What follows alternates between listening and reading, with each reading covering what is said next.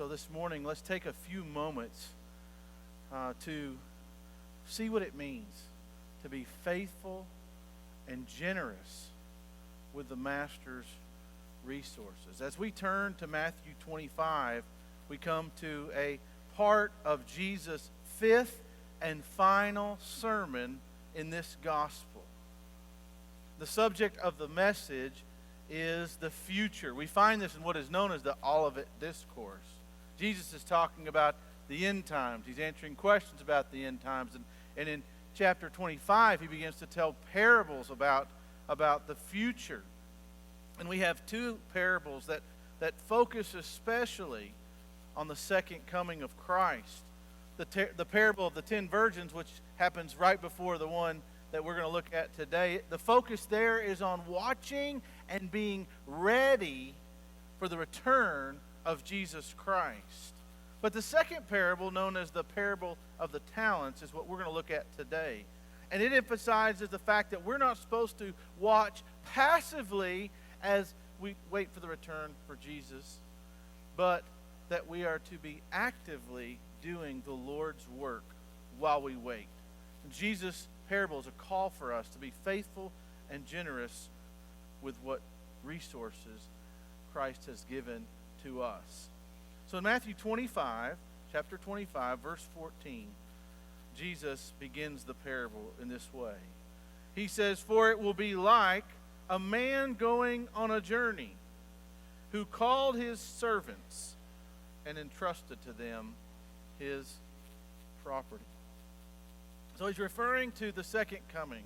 What will the kingdom of heaven be like? What will it be like when Jesus comes back? Now recognize Jesus hadn't even left yet. He hadn't even died on the cross yet. He hadn't been buried yet. He hadn't risen again yet. But Jesus is prophetically speaking and parabolically speaking in story form so that the disciples can begin to understand what he expects of them.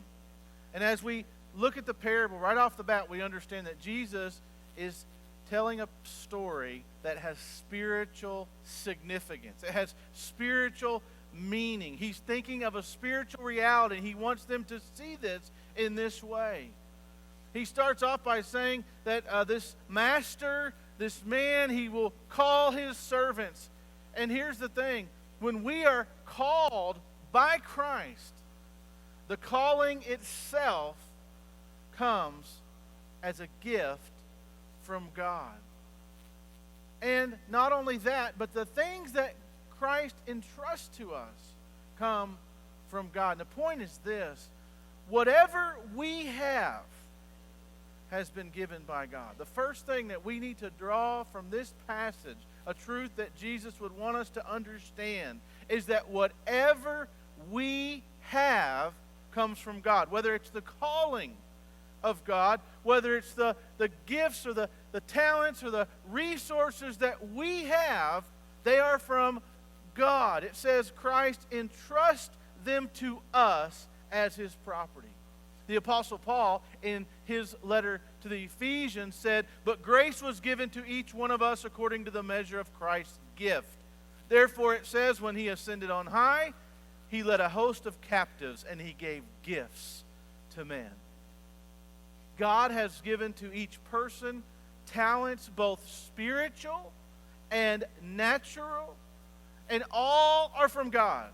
Nothing that we have is from our own pool of resources. Our very life, our very breath comes from God. And the truth of the gospel itself is from God. We don't own anything. It is at this most basic level where error begins to creep into our understanding. Because we live in a world where we earn possessions that we call ours, right? Our car, our job, our house, our family, our bank account, our retirement, our whatever, our church. That's what we do in our society. And the Bible's not opposed to hard work. The Bible's not opposed to ownership, but it's always in the context of divine providence and divine blessing. We are to recognize God as our creator, as our provider, as our ruler, as our sustainer. And we need to get to the point where we say, what I am and what I have is all from God. And to misunderstand at this point will lead us not only to earthly failure, but to eternal demise. So Jesus here continues his parable in verse 15. And look what he says. It says that, he says, to one of the servants he gave 5 talents, to another 2, to another 1, to each according to his ability. Then he went away. So not only do we see that what we have, what we are given, is totally from God, but we understand from this passage as well, this parable, that we have been given a unique measure of God's resources. A unique measure of God's resources. God's resources are given in measure. And what is expected of us in regards to those resources is determined by what we receive. So God not only gives us talents, He not only gives us the resources, but He gives us the ability to use them for Him. Those things, both supernatural and natural, are from God, given to us in the perfect measure. We never have to fear, like the wicked servant, we never have to fear that God has given us too little or too much to handle. He has given us exactly what we need, and He has equipped us exactly how we need it to be faithful to the work that He has called us to. And we must trust God at every turn to believe that we have been given the tools necessary for this holy work. That means every talent, no matter how mundane or no matter how magnificent, God intends to use for His glory. I can think of 2 Christians today that could have simply said, you know, God hasn't given me enough to do anything that would be good and be glorious for God. One of those people is a lady named Johnny Erickson Tata. Johnny Erickson Tata was hurt in a diving accident, and when she was 17 years old. And, you know, she could have just decided that the cards she had been dealt were too difficult for her to do anything for the Lord. But now she has been faithfully and generously serving God for some 50 years. You see also pictured there a man who's known as the man born with no arms and no legs. His name is Nick Vujicic. And like Johnny, he could have decided that because he had no arms and because he had no legs, he couldn't serve the Lord. But listen to what Nick says. Nick says this: if God can use a man without arms and legs to be His hands and feet, then He will certainly use any willing heart. See, God has given you and me everything we need to be faithful, everything we need to be generous. Don't ever think that God has given you too much to handle. I know sometimes we say that. Too much to handle. Don't ever think that God has given you too much to handle. Don't ever think that God has given you too little to make a difference for Him.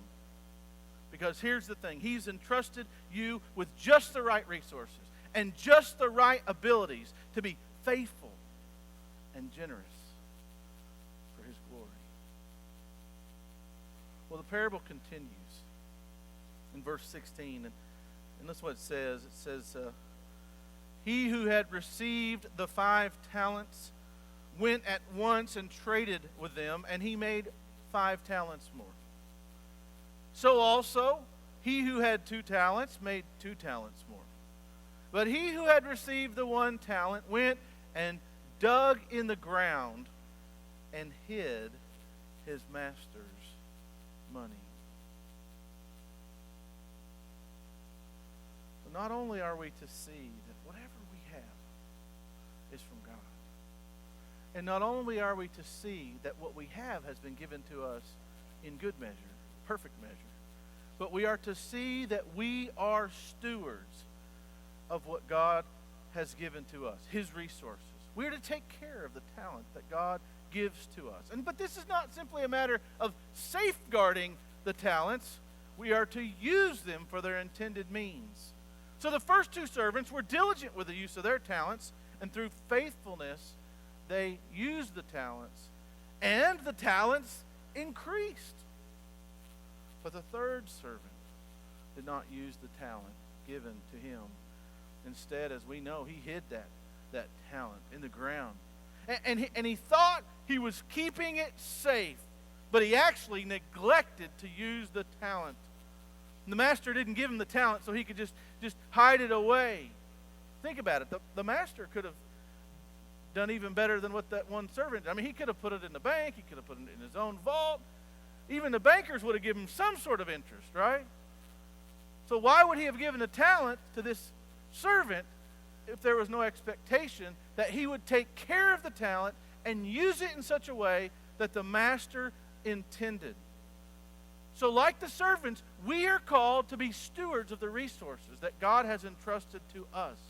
Whatever it is that we have been given, we are stewards of those resources. Whether it's the truth of God, whether it is talent from God, we are to manage it and use it according to the master's will and design. So let me ask you here today, what are you doing?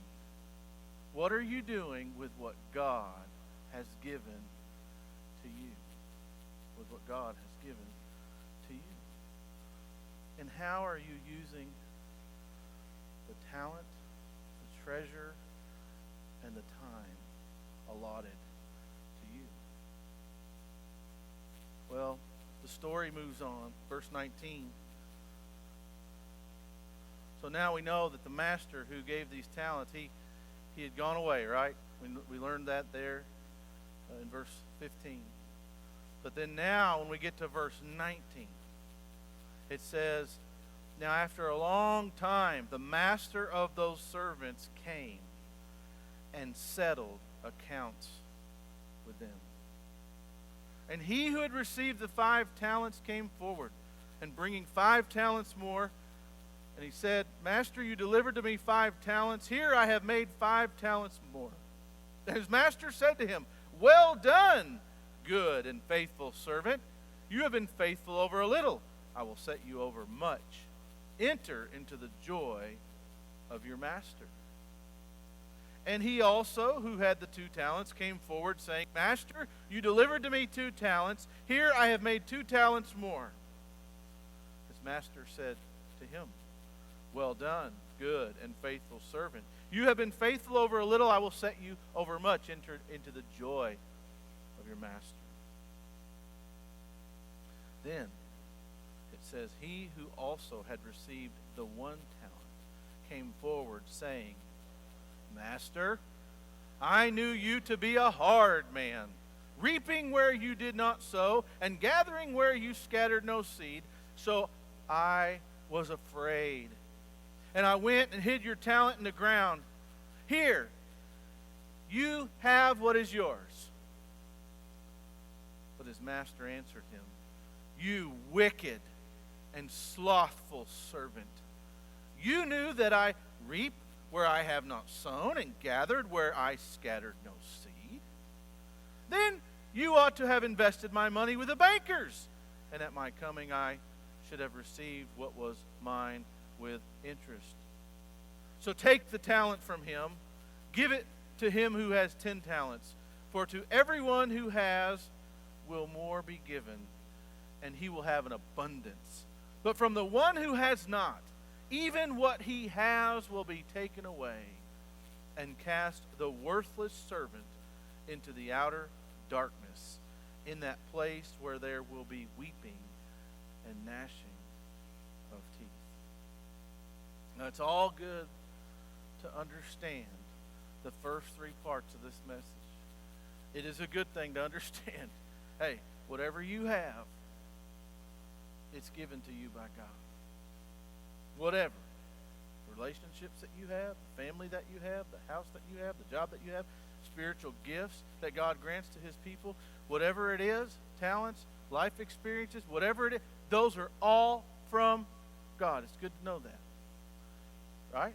It's also good to know that God has granted to you a perfect measure of what it is you need in your life to accomplish what he has set out for you to accomplish.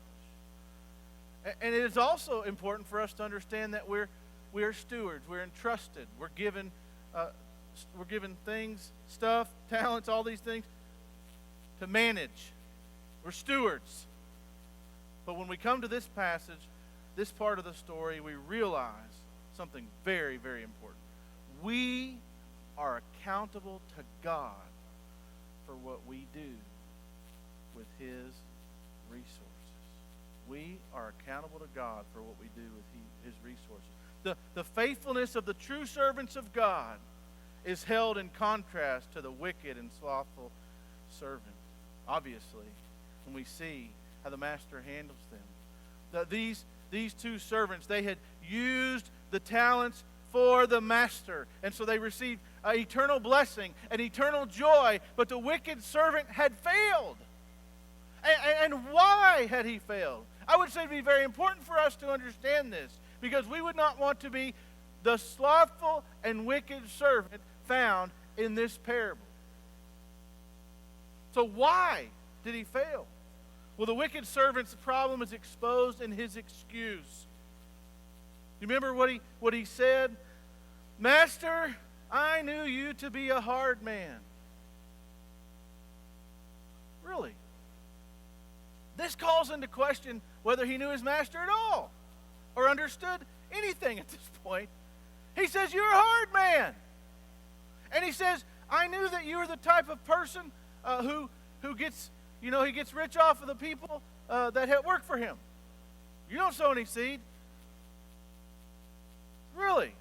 So that's how it works. It exposes this reality. He did not have the right understanding of the character of God. He didn't know God. He didn't know his master. And so when we have a misunderstanding of who God is, then we will fail to fulfill what God has called us to do with the master's resources. But he also misunderstood the nature of the work.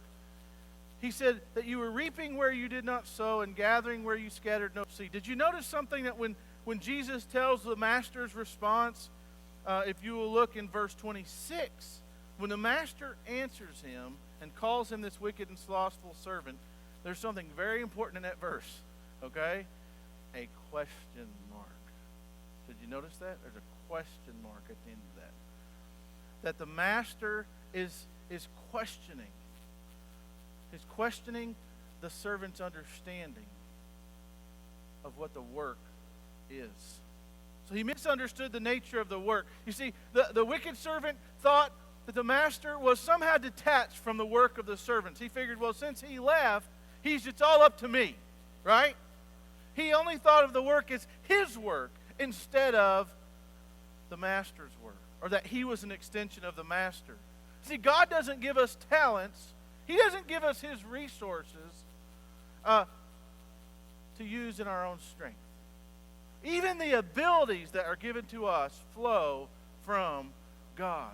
We don't do the work of God in our own strength, with our own resources. Everything comes from God. So it's not our work for God, but it is actually his work in us and through us. You see, this wicked servant, he didn't understand any of this. And he was afraid. He said, I was afraid, so I just went and I hid your talent in the ground. So since he didn't have the right view of God, since he didn't have the right view of God's work, he hid the talent in fear that he would fail. And here's the irony. It was because of his fear of failure that he failed. John Broadus wrote a commentary. He was one of the early founders of the SBC and teacher at Southern Seminary. Matter of fact, Elijah Broadus that we have an offering for, his daughter. But this is what he says in his commentary. Old commentary, but helpful. It says, for if he should make a profit, if the servant should make a profit, the master would take it all. And if the servant would lose the talent, then he would be harshly treated. So he said, you knew that I reap where I have not sown and gather where I have sown. This is a question. The master says, even if this is the case, which it is not, you should have at least invested in the bank with no risk of loss or small gains. He totally did not know his master. So, we are accountable to God for whatever it is that he has given to us. When Jesus returns, and friends, he is coming back. When he returns, there will be a great judgment day. And as we can tell from the parable, there are only two destinations for all of mankind.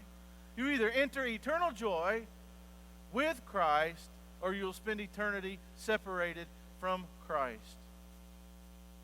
You will be accountable for the gospel itself. We live in a country where the gospel is proclaimed freely. There are places in the world where the gospel is not. We will all be accountable, all, regardless of where we live on this earth. But I dare say this, that the punishment for those who have had a readily available gospel will be worse than those for whom the gospel has not even reached. And so here's the thing. If you're here today, we live in this country, you've heard the gospel. We'll be accountable for what we've heard, what you did with the truth, that Jesus died for sinners. Whether you believed in Christ or saw him as a hard and harsh master, as the wicked servant did. The truth of the matter is, God is a kind and merciful God. Is he not? He's made a way. When he sent Jesus, he made a way. Yes, we're wicked. Yes, we're sinful. But he made a way. He made a way for you and I to be faithful, generous servants. He's made a way for us to experience that eternal joy with Christ. But what about you today who are here? Have you come to trust in this Jesus, the one who told this parable, the one who said, hey, I'm coming back. I'm coming back. I've entrusted you with things, with stuff, talents, the gospel. What are you doing with what I've given to you? Have you responded to the gospel? I might ask you a question. Might sound silly, but do you know what the number one selling chair in America is? Any guesses? Yeah, it's the Lazy Boy. Lazy Boy. Not the risky boy. Not the worky boy. Not the you've had a hard day, so take the load off your feet boy. But the lazy boy. There's a connection between laziness and wickedness from God's perspective. Those who truly know the master will work for the master until he returns. That's fact. Those who know the master will work for the master until he returns. And if you are not working for the master, the question is, do you know the master for whom you claim? Will you be found faithful? Will you be found generous with all that the master has entrusted you? Because he will hold us accountable. You and I will stand before holy God. And all will be laid bare. You'll be able to hide anything. And that brings us just to the kind of the last. We're going to land this thing. Just a very obvious challenge to us. Don't waste God's resources. If God's given you this stuff, don't waste it. I mean, use them for his glory. We've been preaching this year about growing in generosity, and we've already made it quite clear that stewardship is more than just about money. It is about our talent.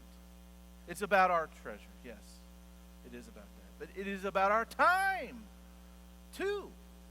And we've been focusing specifically on the talent part, right? Those supernatural and natural gifts and abilities that God has entrusted to us.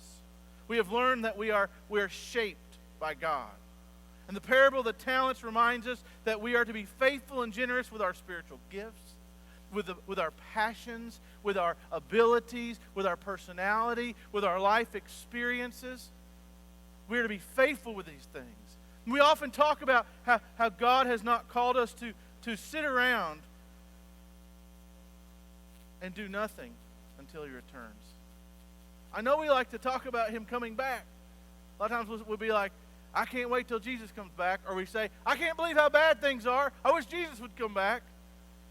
And sometimes we're kind of lulled into this passive sitting and, well, I'll just wait here till Jesus comes back. But that isn't the point. We are to be watchful and ready, but we are to be working until Jesus comes back. And we will give an account. 1 Peter 4:5 says that all mankind will give an account to Him who is ready to judge the living and the dead. So don't waste God's resources. Don't waste your life on things that don't matter. Don't hide away in fear what God has given you to bring Him praise. The worst thing we can do with what God has given to us is absolutely nothing. So don't bury your talent. Don't bury your talents.